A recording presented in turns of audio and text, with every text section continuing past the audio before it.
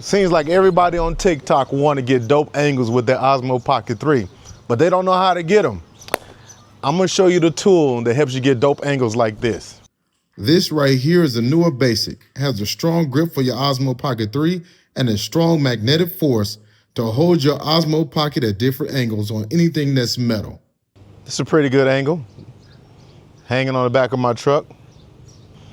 With this tool, you can get dope angles like this. Very strong magnetic force hanging on everything that can be hung on by magnets. Look at all those spider webs up there. I gotta clean this.